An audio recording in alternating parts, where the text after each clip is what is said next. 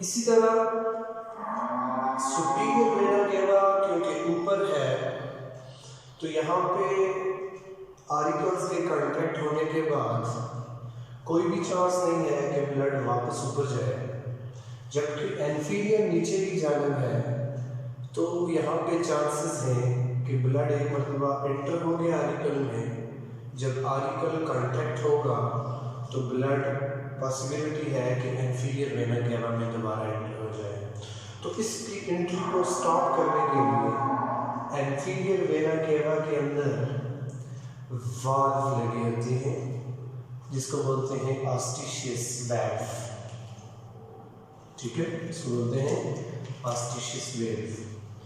Wave जहाँ पे भी आएगी इसका मतलब है कि ये बैक फ्लो ऑफ ब्लड को रोकती है। ठीक है, इसी तरह डीऑक्सीजनेटेड ब्लड जब राइट आरिकल में आ जाता है, ठीक है, डीऑक्सीजनेटेड ब्लड यहाँ पे लिख लेते हैं हम, उसके बाद आरिकल्स ने उस डीऑक्सीजनेटेड ब्लड को भेजना होता है राइट वेंट्रिकल में।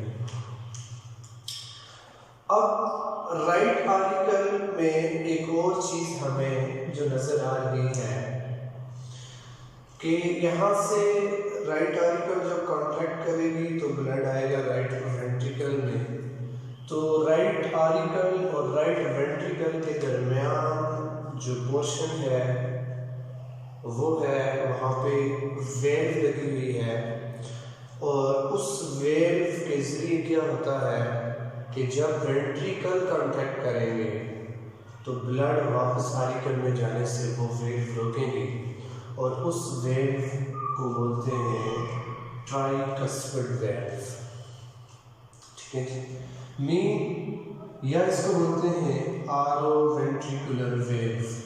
Mean between auricle and ventricle there is a valve which stop the backflow of blood from ventricle to auricle. Tricuspid lobes जो है वो क्यों कहते हैं? Because this valve is a flap-like structure and that flap is called cusp. और तीन होती हैं इसलिए इसको बोलते हैं हम ट्राइकस्पिड वेव। ये क्या करती है कि ये जो वेंट्रिकल के अंदर ब्लड आ जाता है उस ब्लड को वापस आरिकल में जाने से रोकती है। आ जाते हैं वेंट्रिकल्स की तरफ।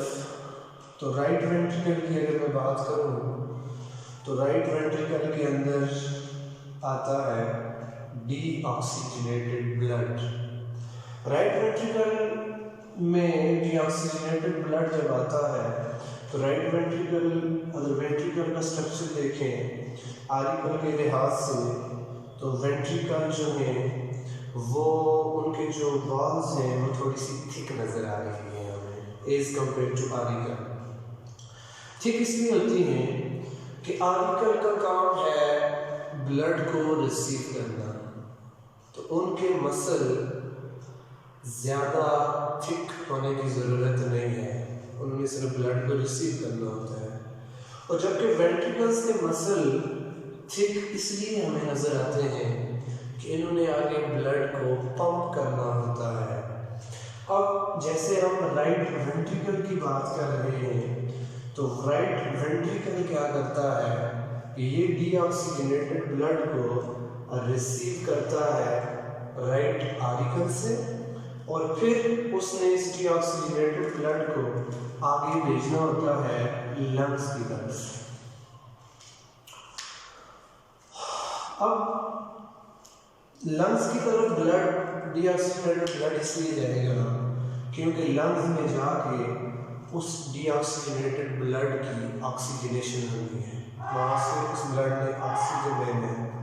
ठीक है, अब राइट वेंट्रिकल के यहाँ पे मसल जो हैं वो थिक होते हैं इज कम्पेयर टू आरिकल्स।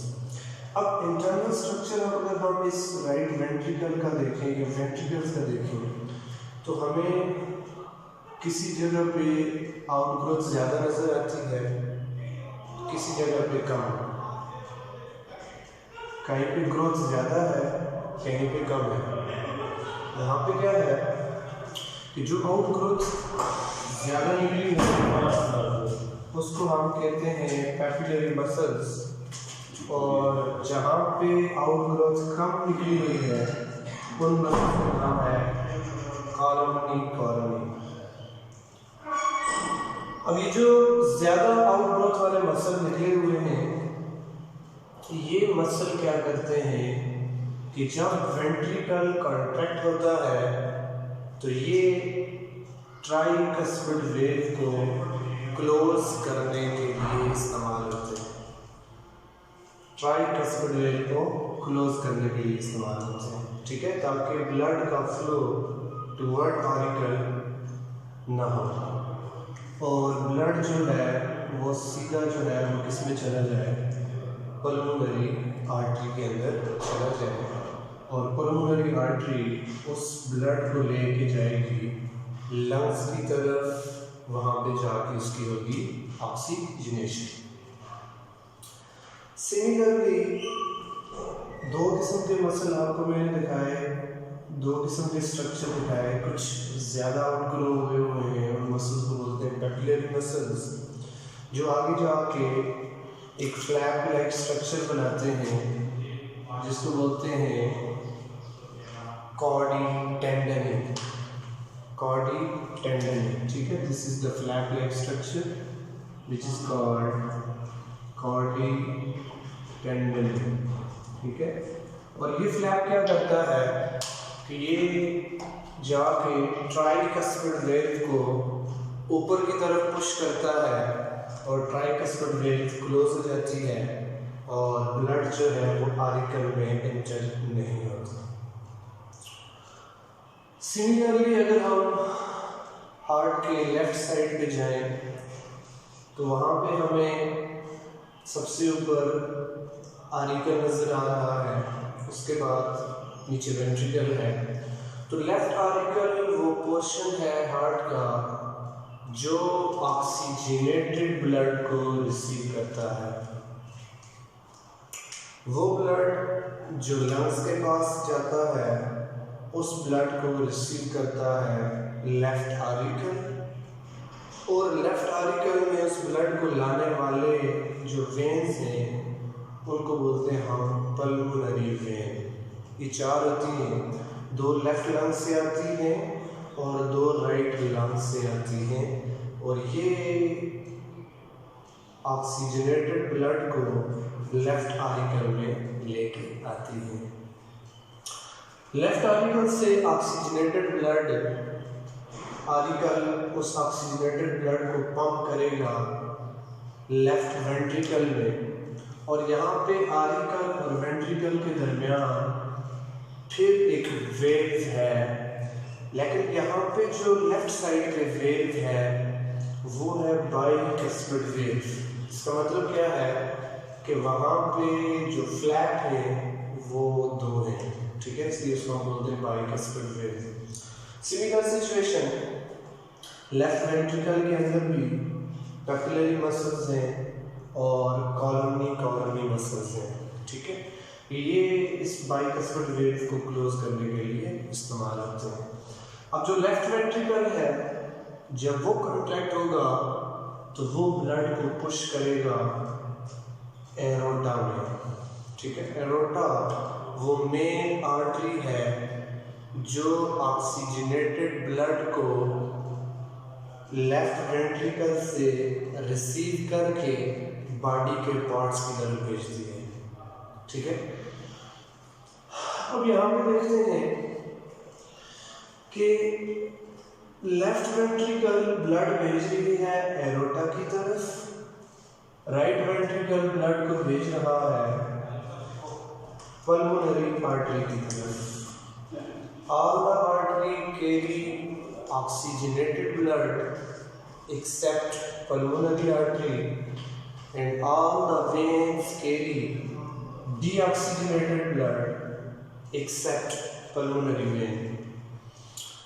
अब यहाँ पे देखें, सबसे पहले हम राइट वेंट्रिकल से जो ब्लड पल्मोनरी आर्टरी में जाता है, उस पल्मोनरी आर्टरी को ज़रा देख लें।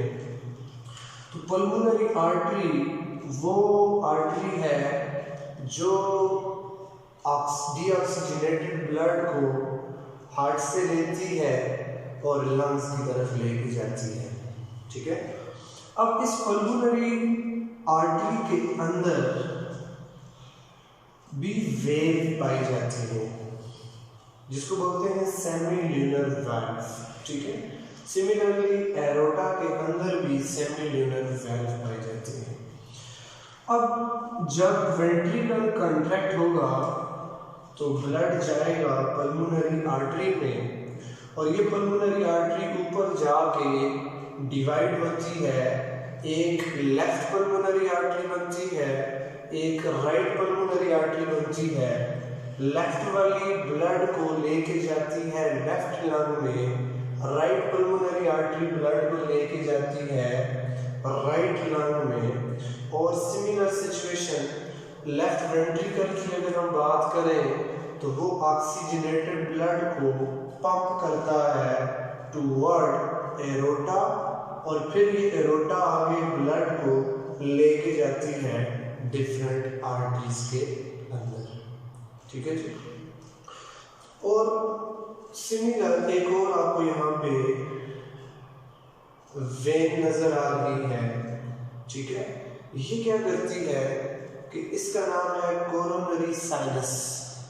ये डीऑक्सीजनेटेड ब्लड जो हार्ट के अंदर है उसको लेके आती है राइट आर्टिकल के अंदर। ठीक है जी। और यहाँ पे अगर राइट वेंट्रिकल और लेफ्ट वेंट्रिकल की बात करें तो राइट वेंट्रिकल और लेफ्ट वेंट्रिकल को कंपेयर करें तो लेफ्ट वेंट्रिकल के मसल थिक होते हैं as compare to right ventricle. अब इस थिकनेस के पीछे रीजन क्या है कि राइट वेंट्रिकल के मसल लेस थिक होते हैं as compare to left ventricle, क्योंकि राइट वेंट्रिकल ने ब्लड को पंप करना है सिर्फ लंग्स की हद तक, इसलिए इसके मसल थिक होते हैं as compare to left ventricle. और जबकि लेफ्ट वेंट्रिकल के मसल जो है वो मोर मतलब ज़्यादा थिक होते हैं as compare to right ventricle, वो इसलिए कि इनको ब्लड को इनने पंप करना है पूरी बॉडी में, इसलिए ज़्यादा फोर्स चाहिए, ज़्यादा कॉन्ट्रैक्शन चाहिए, तो इसलिए जो है इसके मसल ज़्यादा थिक होते हैं और इसके मसल इज कंपेयर टू कम थिक होते हैं। ठीक है, और जब ये कॉन्ट्रैक्ट करते हैं तो ये फ्लैप क्लोज होते हैं। ठीक है, बेसिकली ये जो ट्राइकस्पिड वेल है, बाइकस्पिड वेल है, ये बिल्कुल ये समझ लें आप स्किन लाइक स्ट्रक्चर हैं। ठीक है, और इनको पुश करना पड़ता है। ठीक है, और इनको क्लोज करना पड़ता है ताकि ब्लड जो है वो इजीली इंटर हो सके पल्मोनरी आर्टरी में और एरोटा में। ठीक है, और इनको पुश करने के लिए आपके जो पैपिलरी मसल्स हैं वो एक फ्लैप बनाते हैं पुश करते हुए, उसको बोलते हैं कार्डियक टेंडन। जिससे ये क्लोज होते हैं और ब्लड जो है वो ऊपर की तरफ पुश होता है। That's all about internal structure of heart. Next video में हम कार्डियक साइकिल देखेंगे। थैंक यू, अल्लाह हाफ़िज़।